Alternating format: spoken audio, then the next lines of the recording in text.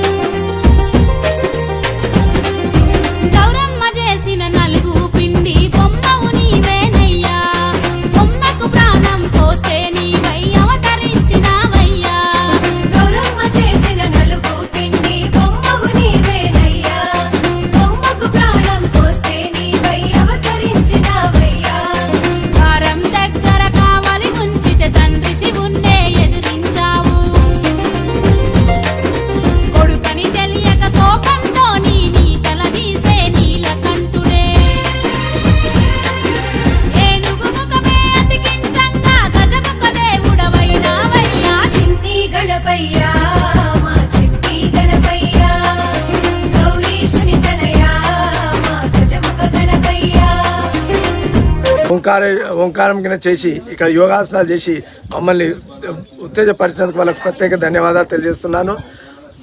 ఆరోగ్య గణపతికి మట్టి వినాయకుల్ని పూజిద్దాం, కాలుష్యాన్ని నివారిద్దాం అనే సంకల్పంతో మేము ఇక్కడ ఎంఎండి గ్రూప్ సభ్యులము ఆరోగ్య వినాయకుని ఇక్కడ పెట్టడం జరిగింది.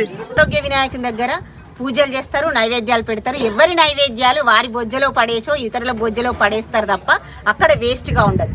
దీన్ని బట్టి మన అన్నప్రసాదం అనేది వేస్ట్ కాకుండా ఉంటుంది. ముఖ్యంగా ప్లాస్టిక్ అనేది దగ్గరికి రానివ్వకుండా పర్యావరణానికి తోడ్పడుతున్నారు.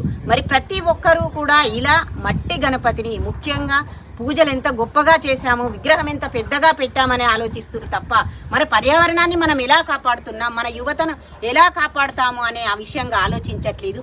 ముఖ్యంగా ఇంకా యువతకు మనం సంపాదించి పెట్టేది ఆస్తులు, భూములు, జాగాలు కాదు, మంచి వాతావరణాన్ని. ఆ వాతావరణంలో వాళ్ళు పెరిగినట్టయితే వాళ్ళ భవిష్యత్తు గొప్పగా ఉంటుంది. కాబట్టి పర్యావరణాన్ని కాపాడడానికి ఎంఎండి వాళ్ళు చేసిన ఈ కృషి ఇలానే కొనసాగాలి, అందరికీ ఆదర్శంగా నిలవాలి. మరి ధర్మవీర్ యోగా సెంటర్లో మా యోగ సాధకులంతా కూడా ఈసారి మట్టి ప్రతిమలనే పూజించారు. వారి ద్వారా కూడా పర్యావరణాన్ని ఒక తల్లిగా, ఒక గృహిణిగా వాళ్ళు కూడా పర్యావరణం కాపాడడంలో తప్పకుండా వాళ్ళ పాత్ర పోషిస్తారు. మరి హుస్నాబాద్ ప్రజలు ఇక్కడ మనకు హుస్నాబాద్లో ఫస్ట్ వెలిసింది ఆరోగ్య గణపతి కాబట్టి దీన్ని ఆదర్శంగా తీసుకొని అందరం కూడా ఆరోగ్య గణపతిని పూజిద్దాం.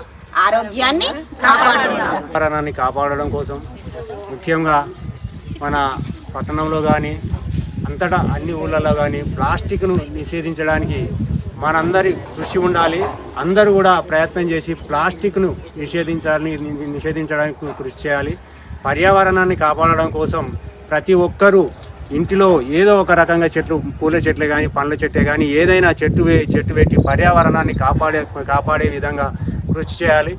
మరియు అదేవిధంగా మన ఆరోగ్యాన్ని కూడా కాపాడుకోవడం కోసం ప్రతిరోజు యోగా, ధ్యానం, స్విమ్మింగ్ ఏదైనా వాళ్ళకి నచ్చినటువంటి యోగా చేసుకుంటూ అందరికీ కూడా యోగా నేర్పించుకుంటూ అందరికీ సలహాలు సూచనలు ఇచ్చుకుంటూ అందరూ ఆరోగ్యంగా ఉండాలని కోరుకుంటాం.